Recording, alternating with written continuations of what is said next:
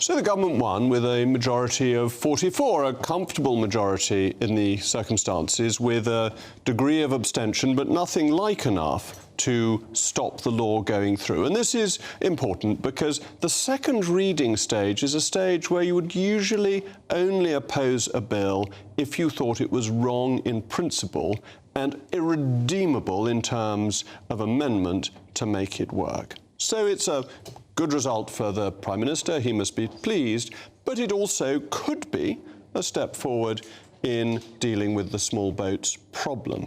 Except, this is the weakness of the bill, is that there could be individual challenges under human rights law which could ultimately go to Strasbourg to be decided by a court that has constantly pushed its own authority. It believes in the doctrine of the Convention on Human Rights being a living document, which gives it the right to decide how much further it should go, how it should keep up to date with modern times, rather than there being any parliament who votes on it. And this is one of the interesting things about international law. You hear a lot of talk about it. People say you can't do this, you can't do that in international law. But you have to ask, who judges international law? We know about the European Court and the European Convention, but that only has any authority because we have signed up to it, and there is a process for leaving. Other international law can only be judged between states when the states agree to go to international law. There isn't a judiciary as there is in a domestic sense to whom you or I can take cases against our own government, against other governments. But perhaps crucially, there's no legislature to decide what international law will be. It is developed and it has evolved and it is stated authoritatively by lawyers to mean one thing or another. But our law can be settled by judges, by the Supreme Court and by Parliament. It is fundamentally different. And our rights do not come from international law or from European law. They're lost in the midst of time. I've banged on about this before, but it is important. In 1215, when King John agreed the Magna Carta, he was saying that he was reconfirming the rights granted by Edward the Confessor.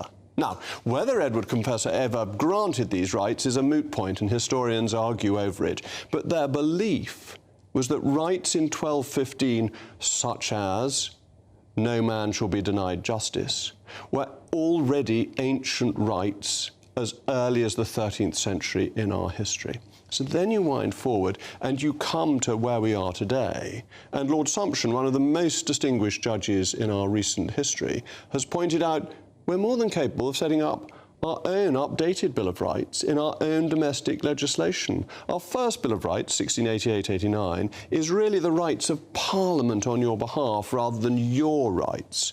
On the other hand, we could perfectly well have an updated Bill of Rights if there were a democratic mandate for it.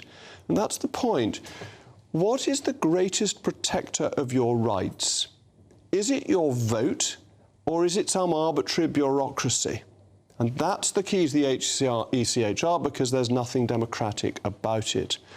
That the living instrument doctrine that I've already mentioned is something that they have developed without any authority from Parliament or from the member states. It wasn't envisaged, as Lord Sumption himself said, in the original treaty. It makes new rights as it pleases.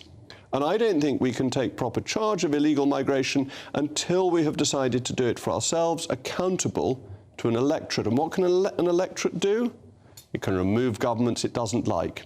Now let's look at what Robert Jenrick said earlier today.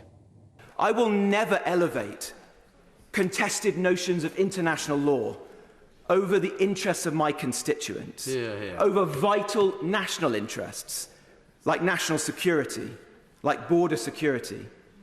This bill could be so much better. Let's make it better.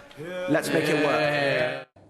And Robert's absolutely right. We need to make it work for ourselves. We need to make it work through our own democracy. The nation-state is where power lies and where it ought to lie. As always, I want to hear from you. Mail Mogg at gbnews.com.